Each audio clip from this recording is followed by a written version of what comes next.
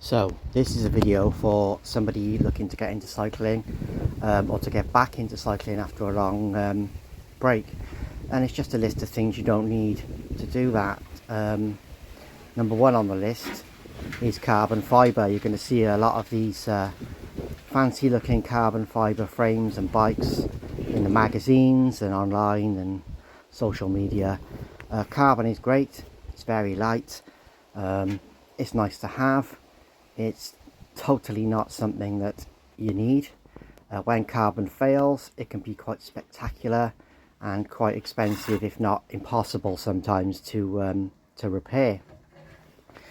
So yeah, a carbon frame is not the be all and end all. The original frame materials like good quality steel and aluminium are still perfectly viable propositions.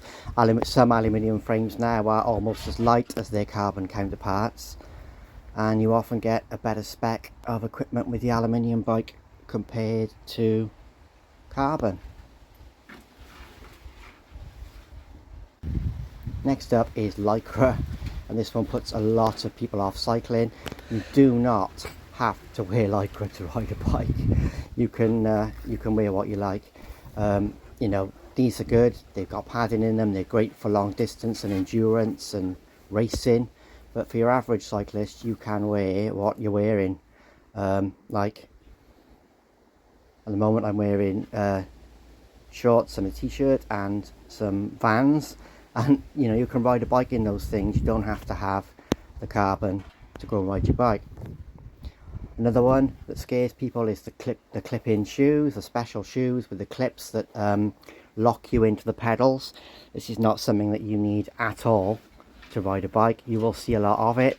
There are benefits to using it, but you can absolutely ride a bike without any form of special equipment, including shoes. As I say, just your trainers will do the job. Scruffy pair of trainers like this will do the job fine.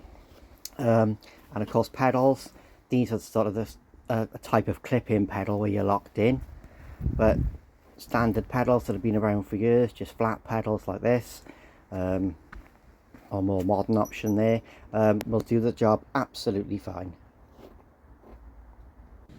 Another one you're going to hear about a lot is tubeless tires. Tubeless tires are tires without inner tubes.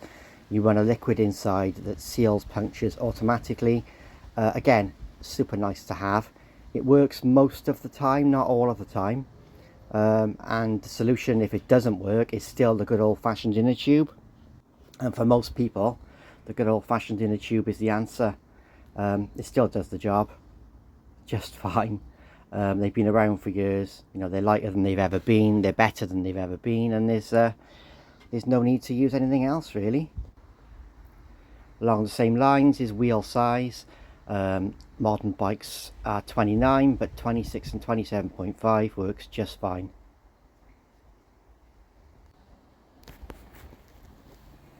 And then there's the OneByDrivetrain. Now the current trend is to have a single chainring on the front, which means you've got no front shifting, less chance of your chain coming off. It makes the drivetrain quieter, but it comes with having to run one of these ginormous cassettes, which are expensive and not the best looking, whereas the traditional 3x, 2x or 3x system still works absolutely fine. It's just not trendy, you know, but with this cassette and that 3x up front, you're going to have an equal range to the latest 1x systems. Front mechs are not the nightmare people make out they are once they're set up properly, so yeah, don't let that put you off. And the same with shifting. You definitely do not need fancy electronic shifting. These are shifters from the 90s. They work absolutely fine, as does grip shift, and as does a friction thumb shifter. All these options still work absolutely fine.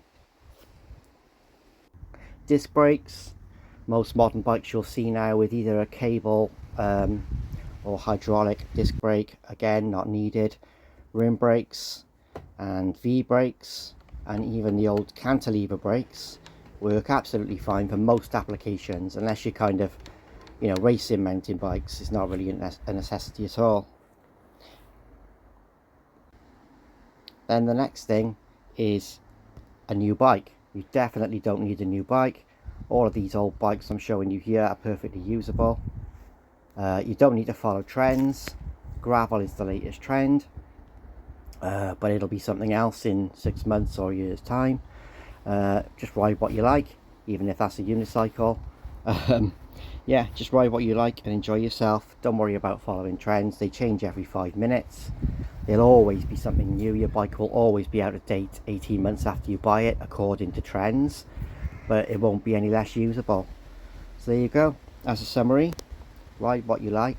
Go to your shed, pull out your old mountain bike or road bike or BMX or whatever you've got, and just ride it. The best bike is the bike you already have. There's no need to jump on trends, spend a fortune, wait months and save up. Just go out and ride.